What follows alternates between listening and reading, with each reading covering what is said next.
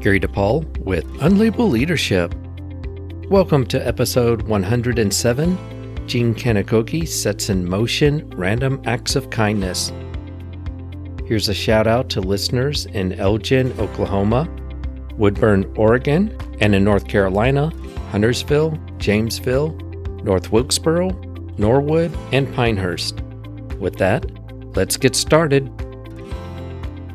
Not many people can say they have a 5th degree black belt in judo or were a former member of the U.S. national judo team, but Gene can. Gene has 23 years in law enforcement and currently works in the Office of Criminal Investigation, which is part of the U.S. Food and Drug Administration. She's the Director of Mental Health and Peer Support Services Federal Law Enforcement Officers Association, where she's developed a network support for federal law enforcement. Gene has co-authored the book Get Up and Fight, a memoir about Rusty Kanokogi, and Gene serves on the evaluation committee for the Rusty Kanokogi Fund for the Advancement of U.S. Judo. She mentors high-risk youths, and she's consulted for movie and television programs. Gene has a PhD in psychology from North Central University, and she speaks English, French, Japanese, and Spanish. Part 1. Hammer, Nails, Morsels, and Dante. In 9 Practices of 21st Century Leadership, I talk about 7 leadership principles. One of those principles is encourage change or encourage growth. Part of leadership is helping others figure out their development, which enhances their ability to contribute. One way to do this is by sharing quotations that become very meaningful to the person that receives them. Gene shares 3 quotations that have helped her live her life. Here's Gene to explain. The same person told me a few things growing up in life. I was told, don't just settle for the morsels. If you want something, you go after it and you go get it. Don't settle for the morsels could be for yourself or for the big picture. If you want to achieve a dream, a goal for many, don't just settle when they say, here, take this and just go away. I was also told, as I was not settling for the morsels, to aim high. In life, either you are the hammer or the nail. Be the hammer. And what that means is not being a bully and a hammer and slamming things down, but be the hammer in a striking, controlled way. Be the hammer in a fluid way to get things done, to get things built. And the nail just stands there really and takes it in the head. So being the hammer is what you're building. And lastly, I was told to make sure you always get up and fight. You don't just lay there. If you're knocked down, you better get up and fight. Those 3 things is what resonated with me my entire life because they were told to me by my mother, Rusty Kanokogi, who was my mother, my judo coach, my mentor, and coincidentally happens to have been the mother of women's judo, who pretty much single-handedly with her team gathered as she was going forward and got women's judo into the Olympics. So these are some really large life lessons that I had to live up to growing up and through my career into today. People who've listened to the show, they know I talk about entrepreneurs quite a bit. And if you're an entrepreneur, you don't push until you make it. A lot of people give up. And even in corporate America, there's a tendency just to let life happen and go with the flow. And as you said, be the nail, mainly because it's too difficult to be the hammer and do otherwise. So they settle for morsels. You're right. And, it's sad because we need progress. So, for example, if it's the hammer, it's not easy to be the hammer. You have to go against the grain. You have to paddle uphill. In life, nobody's really going to just hand you success. When I say success, I base my success on my significance. How many lives I can positively impact, how many people I can lead, and how many people I can help find their own get up and fight. It is difficult. In the Japanese proverb, fall down 7, get up 8.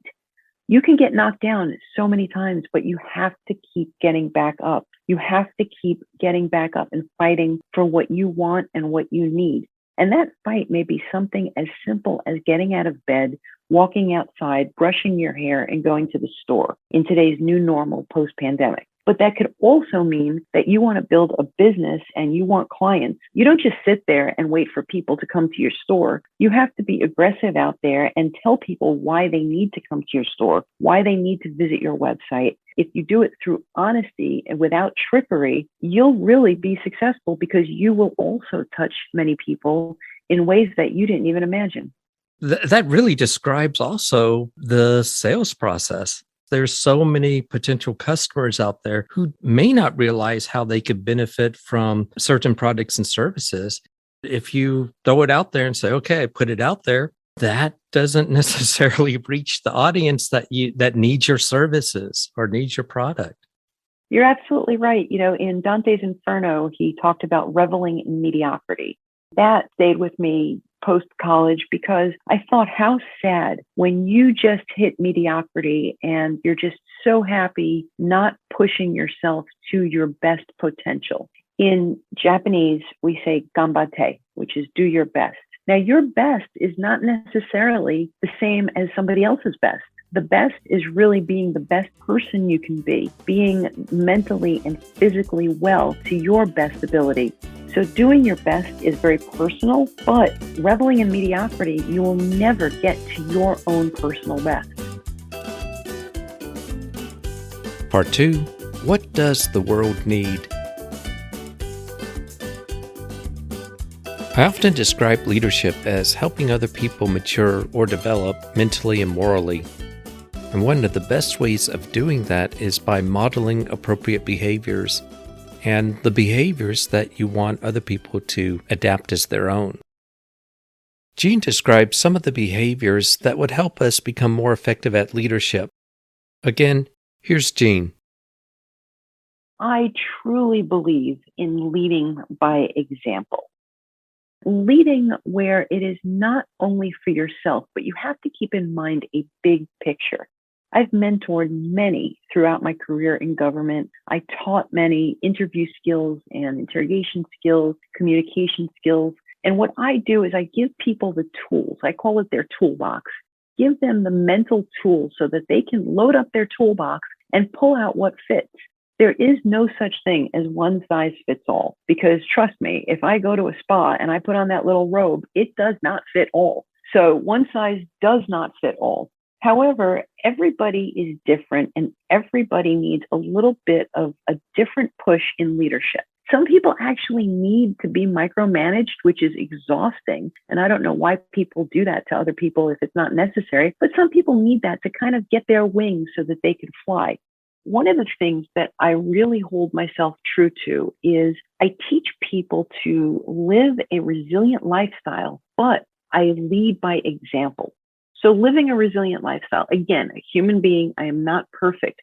However, I encourage people to really just change their neuroplasticity just a little bit. So when an adverse event affects them, when something strenuous happens to them, when something doesn't go their way, they actually get up and fight because they take a pause.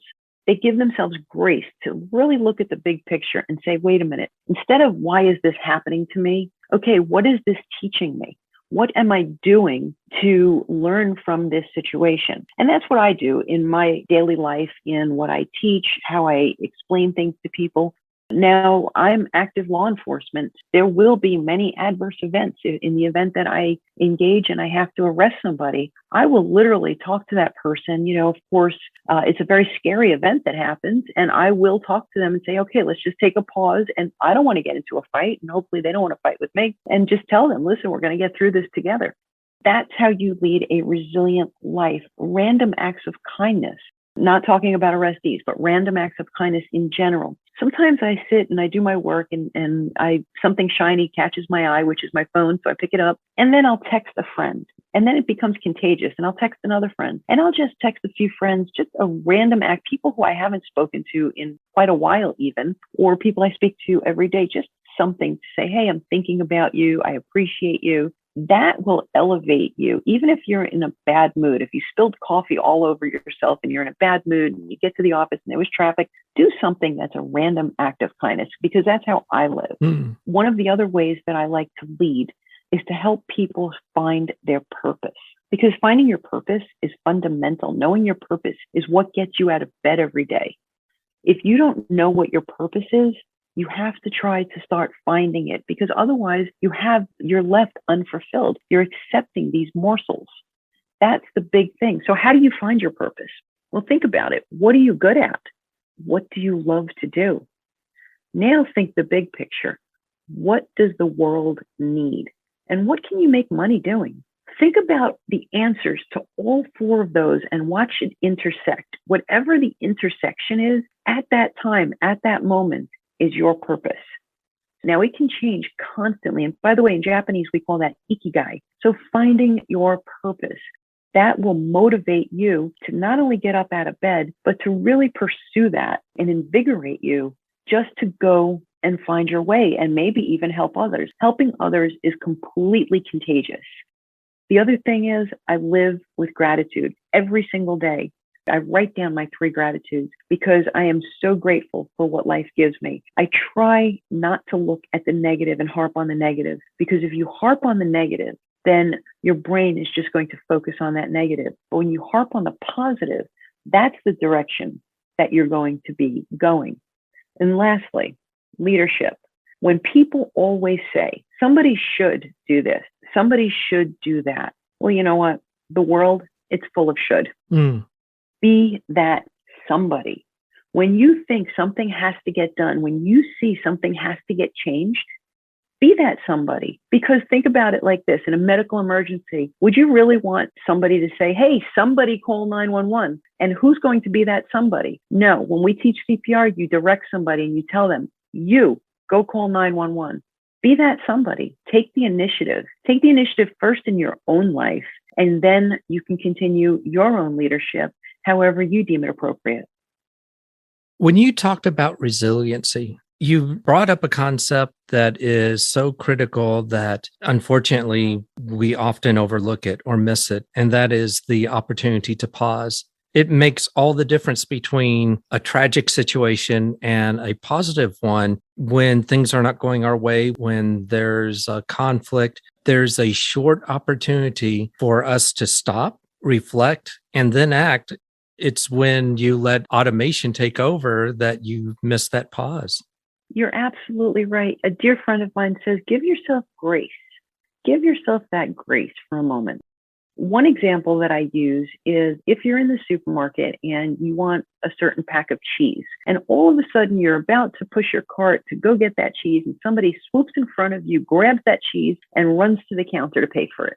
So now the first thing that you think of is some pretty bad words about that guy who stole your cheese. And I'm not making fun of who moved my cheese of the book, but I'm just thinking. Visualizing cheese. I like food, so I visualize the cheese. Yeah. If you react and chase after him and call him names and go after him with a shopping cart because you're having that knee-jerk reaction, then you haven't given yourself grace. You haven't thought of something. Now, if you take that pause for a second and think, wow, maybe his kid has an illness and he will only eat that certain cheese for nutrition and nourishment, and maybe he really needed that cheese. If you pause for a second and look at the big picture and aim to think in a more positive way, number one, it won't grind on you all day thinking, oh man, that guy stole my cheese. And number two, you just let it go. It rolls off like duck feathers. So what? You get another one. And that's the whole thing. Think about that and taking the pause and giving yourself those 2 words. So what? So what? He took the cheese. I'll get different cheese. People are so fixed on being right, they forget about everything else. Yep. So what? He took your cheese. Get another cheese. Now, I'm not saying, to have that laissez-faire attitude about everything, because earlier I said, don't settle for the morsels and be the hammer and get up and fight. Finding that balance is so important in your life, because you want to go after what you get. If you want a job, if you want to be successful in a business and you're told no. My mother, the mother of women's judo, she wanted women's judo in the Olympics. So they told her no. She took that, well, so what? I guess there's a bigger picture here. No, in that case, it's not fitting. In other cases, like the cheese in the supermarket, so you really have to pick and choose where you're going to take that pause. But the other highlight is my mother did take that pause because she didn't initially react. What she did is she strategized, how am I going to get women's judo into the Olympics? So again, taking that pause and strategizing. I think about how people are towards each other, but have you ever thought about how people are towards themselves? Because we are our own worst critics. One thing in leadership is we have to get past that I, me, I, me, I, me. If I do something and in a leadership role and I totally mess it up, I make a mess, I go to the meeting and I spill coffee over everybody's everything, I will stand there and probably call myself all sorts of you dummy and you did all this and that. But is that really kind? Is that really appropriate and fitting? Or is it just something that you really need to take a pause, address, fix, and move on? Because if it was your mother or your best friend or your grandmother that did that, you certainly wouldn't be calling them all those types of names. So taking that pause for yourself in leadership is truly important as well to keep progressing, because otherwise it just becomes a downward negative spiral. People will, at some time, say the wrong thing to the wrong person unintentionally, especially in diverse situations where you may say something that you thought was being sensitive that you later discovered you were being insensitive. What you do with that is up to you. Do I beat myself up for it? Do I learn from it? Do I learn and move on? How do I handle this? And you're so right in what you're telling us. I think that especially with the narrative continuously being in flux, you will not say the right thing all the time. You don't even know at some points how to address some people and how people should address you. And it's very, very confusing. So the only thing I can say is really do your best. And if somebody takes offense, take that pause, take that moment, give yourself grace and give them the respect to say, hey, what did I say that was offensive and how can I correct that? Because people have a natural propensity to want to help. Wouldn't you rather be happy and help somebody, or would you rather walk around angry? I would say the majority of people, it's rhetorical, but the majority of people would want to be happy. If I said something to you, Gary, that was offensive, and I could see that you winced at something I said, I would address it. And I would say, hey, Gary, I saw you winced when I said something. What is it that I could do differently so that that does not happen again? Because you matter. It's important to me that I understand. And what that also translates, and I talk about communication in business, which is paramount. Yeah. Don't leave it on the table and say, forget it, it'll go away. Because what Maya Angelou said, and I'm going to butcher the quote, people will remember how they leave you feeling versus what they said or did. Part 3, live life with gratitude. Leadership is not about you. It's about other people and how you can help them develop mentally and morally. Jean shares with us some advice on how we can put ourselves in the right state of mind to be able to help other people. I hope you'll take some of Jean's advice, give it a try for at least 50 days. I say 50 days not because that's how long it would take to develop those types of habits, but it takes a while for you to experience some of the positive effects of her advice. Once again, here's Jean. Some ways to strengthen how you lead is, number one, to live how you want to live your life and live what you say. Don't just say, you go. You have to give that whole let's go. I know there's memes out there that show that, but true leadership will encourage their team to not only be better, but be better than them. I implore you as a listener and as a leader to keep a gratitude journal. This is all based on wellness and positive psychology at a University of Penn. If you write down 3 things every day that you're grateful for, and you write down why. Now, I say write down, not just say, but you have to write it down. There's something that happens in the brain when it goes from brain to thought, to heart, to pen, to paper, or in your phone. So write down that gratitude journal. What's really nice is you can share these gratitudes with your staff. You can do this with your staff. You can have 10 minutes a day, just set aside in the morning. What are you grateful for? You will see a miraculous change right before your eyes. The metamorphosis will be incredible. And if you do that, please contact me and let me know how you made out with that and the positivity from that. I talked earlier about a random act of kindness. Every so often, cell phones are so easy. Either pick up the phone and call somebody, or send a message, a random act. If you see an opportunity to reach for that can that the lady in the supermarket, again, back to the market, can't reach.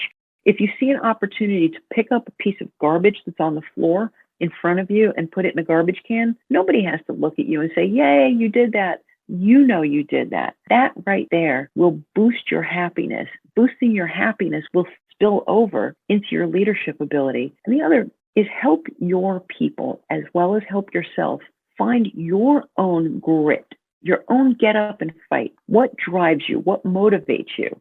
Practicing the gratitude, resilience, intestinal fortitude, and tenacity in that grit will keep you forging ahead.